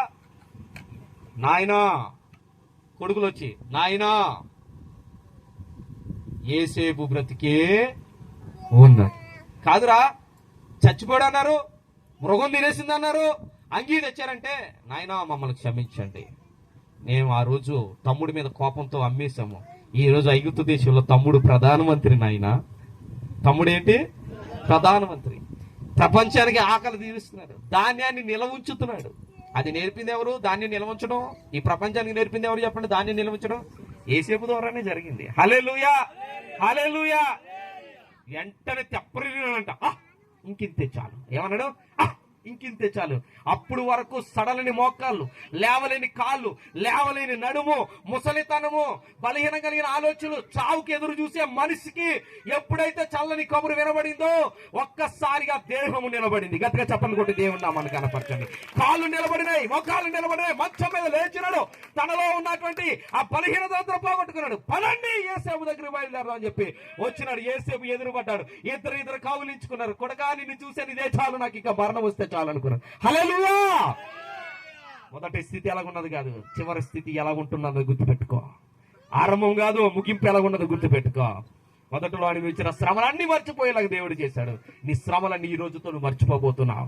నీ కష్టాలను ఈ రోజుతో నువ్వు మర్చిపోబోతున్నావు. ఏ వార్త వింటే నువ్వు సంతోషిస్తావు, ఆ వార్త దేవుడు నీ చెవుని వినిపించబోతూ ఉన్నాడు. ఏ మాట వింటే నువ్వు బాగుపడతావు, ఆ మాట దేవుడు వినిపించబోతూ ఉన్నాడు. ఏది చూస్తే నువ్వు ఆనందపడతావు, అదే దేవుడు నీకు చూపించబోతూ ఉన్నాడు. ఎక్కడుంటే నువ్వు ఆనందంగా ఉంటావు, అదే స్థలంలో దేవుడిని నిలబెట్టబోతున్నాడు. యాకోబు జీవితం మారిపోయింది. ప్రారంభంలో మరణ వార్తలు, బాధాకరమైన వార్తలు, నా సంతానం అంతా ఇలాంటి సంతానం కన్నా నేటని బాధపడినాడు. కానీ అందులో నుంచి ఒక మొక్క ఐగుప్తులో మొలిచింది, మహావృక్షం అయిపోయింది. హల్లెలూయా. పెద్ద వృక్షం అయిపోయింది. ఆ వృక్షం నీడకి వీళ్ళందరూ చేరినారు. ఆ చెట్టు నీడకి వీళ్ళందరూ చేరినారు. ఆ చెట్టు నీడ కోసమే పరిగెత్తినారు. హల్లెలూయా. ఈ రోజు ఈ బేతేలు అనే స్థలములోకి మిమ్మల్ని అందరినీ దేవుడు ఎందుకు నడిపించాడో తెలుసా? సమృద్ధిని దేవుడు మీకు ఇవ్వడం కొరకే. హల్లెలూయా, హల్లెలూయా, హల్లెలూయా. ఇక మీకు ఏ శత్రు శబ్దం వినబడదు. ఇక ఏ శత్రు శబ్దము ఈ లోయలో గాని, కడపలో గాని, ప్రాంతంలో గాని ఏ శబ్దం వినబడదు. ఎందుకంటే మనం ఆశ్రయించింది సామాన్యున్నా దేవుణ్ణా? జీవము కలిగిన దేవుణ్ణి. సౌలు జీవం కలిగిన దేవుని ఆశ్రయించి తప్పిపోయినాడు. దావీదు అన్నలు జీవం కలిగి దేవుని ఆశ్రయించి తప్పిపోయినారు. అందరూ తప్పిపోయినారు. కానీ 40వ రోజున దేవుడికి గుర్రపు శబ్దం వినబడుతుంది. దావీదుకి గుర్రపు శబ్దం వినబడుతుంది. ఎక్కడ ఈ శబ్దం అని చెప్పి ఇంటికి వెళ్తే ఇంటికాడ క్యారేజీలు ఇచ్చి పంపించాడు. మీ అన్నలు అక్కడ యుద్ధంలో ఉన్నారు, పట్టుకెళ్ళి వెళ్తే ఆ యుద్ధం డైరెక్ట్గా వెళ్ళి చూస్తున్నాడు. తన అన్న వచ్చాడు, ఒరే నేను ఎవడు రమ్మన్నాడు ఇక్కడికి, నేను ఎవడు రమ్మన్నాడు, వెళ్ళిపో అన్నాడు. ఎవరు పెద్దన్నయ్య ఏం చెప్పినాడు చెప్పండి, వెళ్ళిపో అన్నాడు. మళ్ళీ ఇంకో చోటుకి వెళ్ళి చూస్తున్నాడు. ఇంకా దావీదులో ఏముంది? అభిషేకం ఉంది కాబట్టి కోపం తట్టుకోలేకపోయాడు. ఇక అప్పుడే నూనుగు మీసాలు వస్తున్నాయి. ఎవరికి? దావీదుకి అప్పటికే నూనుగు మీసాలు వస్తున్నాయి. లోపల మనోడు మామూలు ఫైర్తో లేడు. ఇక లోపల మండిపోతుంది. ఒక సున్న తెలియనుడు ఇలా మాట్లాడుతుంటే ఈ స్తంభాల్లాగా నిలబడ్డాడు. రాజెట్టి అలాగే ఎక్కడా రాజు అంటే రాజేమో ముసుగేసుకుని అలా చూస్తున్నాడు. రాజు ఏం చేస్తున్నాడు? ముసుగేసుకుని అలా చూస్తున్నాడు. వచ్చేసాడు బయటికి, ఇలా లోపలికి వచ్చేసి మీరు వెళ్ళకపోయారు, నన్నైనా పంపించండి, నేను వాడిని వేసేస్తాను అన్నాడు. హల్లెలూయా. మీరు వెళ్ళకపోయారు, ఆ సున్నత లేనాడు అలాంటి మాటలు మాట్లాడుతుంటే మీరు ఎలా ఊరుకున్నాను, నన్ను వదిలిపెట్టండి, నేను వాడిని వేసేస్తానంటే అందరూ చూసి నవ్వినారంటే. ఎవరిని చూసి? దావీదుని చూసి అందరూ, రే నువ్వు ఎలా ఉన్నావో తెలుసాను, ఆ మూతులు మీసం లేదు, ఏమీ లేదు, మరి చూస్తే ఆడు చూస్తే 6-3 జాండు, నువ్వు చూస్తే ఇంత. ఆయన ముందుకు వెళ్తే నీకు అసలు నువ్వు ఉంటావా లేదా అంటే అప్పుడు వరకు చెప్పలేని కొన్ని విషయాలు బయట పెట్టాల్సి వచ్చింది. దావీదు అప్పటి వరకు కొన్ని విషయాలు పెట్టలేదు. తన తండ్రికి తెలియదు, తన అన్నలకు తెలియదు, తన తోటి కాపర్లు కూడా ఎవ్వడికి చెప్పలేదు. అప్పుడు ఓపెన్ అవుతున్నాడు. రాజు అలా మాట్లాడదు. రాజా, నేను అరణ్యంలో ఉన్నప్పుడు నా గొర్రెని సింహం పట్టుకెళ్ళిపోతే సింహాన్ని వేటాడి పిసికేశాను, మేక పిల్లని నలిమేసినట్టు నలిపేశాను అన్నాడు. హల్లెలూయా. రాజా, నా గొర్రెని ఎలుగుబంటి పట్టుకెళ్ళిపోతే దానిని మేక పిల్ల పిసుకున్నట్టు పిసికేశాను. హల్లెలూయా. తోడేళ్లు తరిమేశాను, నా గొర్రెలు కాపాడుకున్నాను. ఈ రోజు ప్రజల పక్షమున నా దేవుడు నాకు తోడై ఉంటాడు, వాటిలో వీడు కూడా ఒక్కడు అన్నాడు. హల్లెలూయా. వాటిలో వీడు కూడా ఒక్కడని చెప్పి ముందుకు వస్తే ఆయనకి కవచాలు అన్ని డాళ్ళు అన్ని ధరిస్తే నా వల్ల కాదు, ఇదేవి కూడా నా వల్ల కాదు, నేను మామూలుగా వెళ్ళిపోతాను అంటున్నాడు. ఏమంటున్నాడు చెప్పండి? యుద్ధం చేయలేవురా, వాడు చూస్తే అన్ని ఆయుధాలతో ఉన్నాడంటే నాకుండేది నాకుంటది, ఎవరి స్ట్రాటజీ వాళ్ళకు ఉంటది. అవునా కదా? ఆయన స్ట్రాటజీ అరణ్యంలో ఉంటుంది. అవునా కదా? ఒక పెద్ద బండ అనుకుందంట, ఇలాంటి కొండ మీద ఉండి ఆ బండ అనుకున్నదంట, ప్రభువా నన్ను వాడుకోవా అంటే తుఫాన్ వచ్చి ఎదురుగాలు వచ్చి వర్షం వచ్చినప్పుడు అంట కిందకి జారిపోయి సగం అయిపోయిందంట. రాయ ఏమైపోయింది చెప్పండి? సగం అయిపోయిందంట. ఇదేంటి ప్రభువా నన్ను వాడుకుంటే సగం చేసామని మళ్ళా ప్రార్థన చేస్తే మళ్ళీ ఎంత అయిందంట. మళ్ళా ఇదేంటి ప్రభువా నన్ను ఎంత పెద్ద రాయిని ఇంత అయిపోయినట్టే మళ్ళా ప్రార్థన చేస్తే మళ్ళీ ఎంత అయిందంట. ఇంకా ప్రార్థన చేస్తే మళ్ళీ ఎంత అయిందా, ఇంకా ప్రార్థన చేస్తే ఇంత అయిందంట. రాయి ఎంత అయింది? ఎంత పెద్ద రాయి ఎంత అయింది? ఇంత అయిందంట. ఒకరోజు ఆ రాయిని దేవుడు ఆడుకోవడం మొదలు పెట్టాడు. ఎలాలో ఇలా యుద్ధానికి వెళ్ళేటప్పుడు అదే రాయిని దావీదు తీసుకున్నాడు. గట్టిగా చెప్పండి కొట్టి దేవుడు నామని గర్భం. హల్లెలూయా, హల్లెలూయా. ఆ రాయిని తీసుకొని ఒడిసెల్లో పెట్టుకొని గొలియాతు ముందు నిలబడితే గొలియాతు ఏమన్నాడు తెలుసా? ఈ రోజు నిన్ను నరికి చంపి కాకులకి పక్షులకి ఆహారంగా వేసేస్తానన్నాడు. హల్లెలూయా, హల్లెలూయా. దావీదు నోటంటే ఒకే ఒక మాట, యుద్ధము. గట్టిగా యుద్ధము, యుద్ధము. నువ్వు నన్ను చూస్తున్నావు, నేను నా దేవుడిని చూస్తున్నాను. హల్లెలూయా. నువ్వు నాకు కనబడటం లేదు, నువ్వు ఎంత తోడుగానే నువ్వు నాకు కనబడలేదు, నాకు కనబడేది నా దేవుడు మాత్రమే. హల్లెలూయా, హల్లెలూయా. ఇక బయలుదేరి ఖడ్గంతో ముందుకు వచ్చేసరికి ఈట రెడీ అయింది. ఏమిటి? ఒడిసెలు రాయి వేసుకుని రెడీ చేసుకొని వస్తున్న గొలియాతు మీదకి గురి తప్పకుండా నుదుటి మీదకి ఎగ్జాక్ట్లీ ఎక్కడికి వెళ్ళి కొడితే పడతాడో అదే స్పాట్ లో తిప్పి కొట్టగానే టక్కర్ ఇక్కడ తగిలింది. ఎక్కడ తగిలి చెప్పండి? తగ్గలగానే వెనకబడవలసిన ఎలా పడ్డాడు? ముందుకు పడిపోయి వెళ్ళి వాడి వరలో ఉన్న కత్తి తీసి పీక తీసి వాలీబాల్ ఆడినాడు. గట్టిగా చెప్పలు కొట్టి దేవుడు నామని కనపడి. హల్లెలూయా.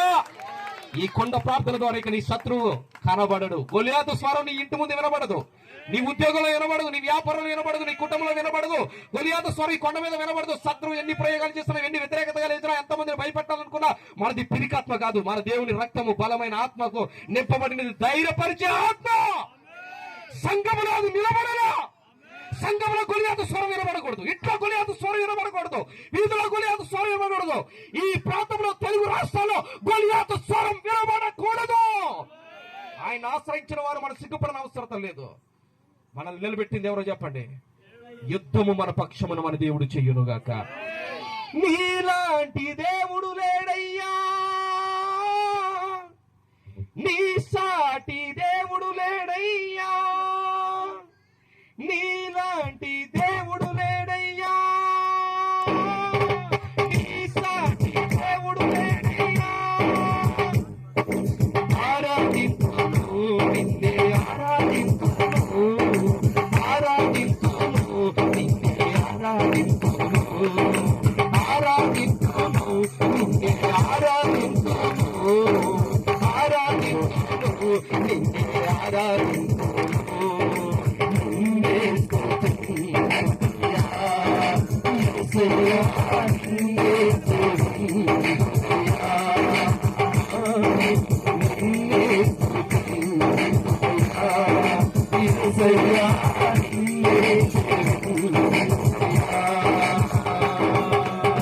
నీవే నా మార్గము, సత్యము, నీవే నా రక్షణ, విమోచన,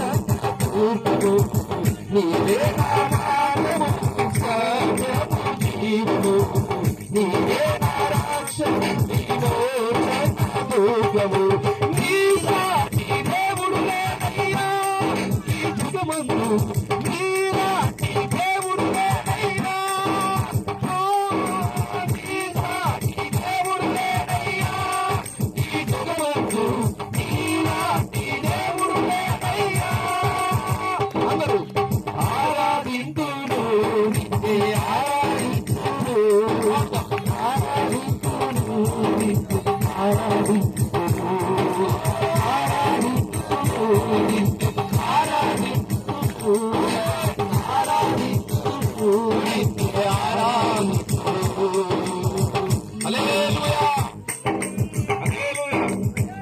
బేతేలును ఆశ్రయించారు. మరలా నీ దర్శనాన్ని దేవుడు మీకు ఇవ్వబోతున్నాడు. మరలా ఆయన మాట, ఆయన స్వరం మీరు వినబోతున్నారు.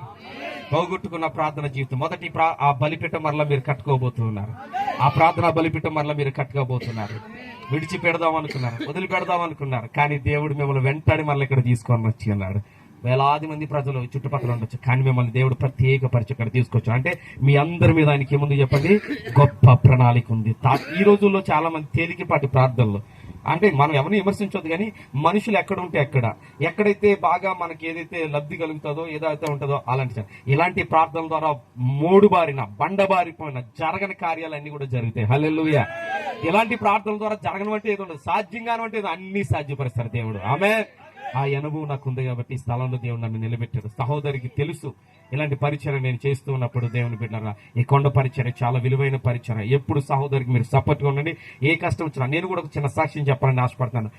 రెండు విషయంలో నా కుమారుడు పుట్టే సమయంలో నేను చాలా ఇబ్బంది పడ్డాను. పాస్టర్ గారు చాలా అనారోగ్యంతో బాధపడుతున్నది, ఇబ్బంది కలిగి ఉన్నది. బాబు పుట్టే సమయానికి చాలా కష్టం ఉంది. నాకు ధైర్యానికి ఎవరికి ఫోన్ చేయాలో తెలియదు, కానీ ప్రార్థన చేసుకుంటుంటే చెల్లితో మాట్లాడితే ధైర్యం పొందుకుంటాను. చెల్లికి ఫోన్ చేయగానే ఆ పాప నోటి ద్వారా ఏది మాట్లాడిందో అదే జరిగింది. హల్లెలూయా. ఇంకో విషయం తెలుసా, అన్న మీకు మొదట ఆడబిడ్డ ఇచ్చాడు, ఇప్పుడు మగబిడ్డ ఇస్తానని. ఎందుకంటే సహోదరు అన్నట్టు చక్కగా మగబిడ్డ ఇచ్చాడు. నాకైతే టెన్షన్ గా ఉంది, కానీ నిజంగా మగబిడ్డ అన్న నేను చెప్తున్నాను కదా మగబిడ్డ పుడతాడని చక్కనే చెల్లి చెప్పిన రీతిలో దేవుడు నాకు మగబిడ్డనిచ్చాడు. నా పరిచర్య కోసం ఎంతో ప్రార్థన చేస్తూ, అలాగే ఈ చెల్లి కన్నా ముందు నాకు బ్యూలా ఆ చెల్లి జయ చెల్లి నాకు పరిచయం, ఆ చెల్లి ద్వారా ఈ చెల్లి పరిచయం, ఈ ద్వారా మీరు అందరూ పరిచయం. నాకు ఇక్కడ మాకు ఈ ఊరు వచ్చిన కడపలో మా ఇంటి పేరు కలగాలంటే నేను చాలా సంతోషించాను. మీకు పరిచయం చేయాలనుకున్నాను, పిలిచారు, ఇక్కడికి వచ్చారు. మా ఇంటి పేరు కలగాలి ఇక్కడ ఉన్నారు. పరిచయం చేయమంటారా? మీకు చేయమంటారా? పరిచయం చేయమంటారా? మా ఇంటి పేరు కలగాలి ఇక్కడ ఉన్నారు. పరిచయం చేయమంటే చేస్తాను, లేదంటే నేను ముగించేస్తాను. చేయమంటారా? ఒకసారి నాకు సెకండ్ ఏమంటే చేయి చాపి, కుడి చేయి చాపండి. ఒకసారి కుడి చేయి చాపి నాకు సెకండ్ గట్టిగా పట్టుకోండి. యేసు రక్తంలో కడగబడిన మీరు అందరు నా కుటుంబ సభ్యులు. హల్లెలూయా, హల్లెలూయా, హల్లెలూయా. ఇక గొలియాతు మన ముందు ఇంకా కనబడడు. ఆమేన్. ఫరో మన ముందు కనబడడు. ఆమేన్. మనకి ఉండవలసిన మనలో ఒక చిగురు మొలిసింది, అది మహావృక్షం అవబోతున్నది. ఆ నీడను మనం సంతోషంగా ఉండబోతున్నాం. God bless you. దేవుడు మిమ్మల్ని నిండారుగా దీవించుగాక.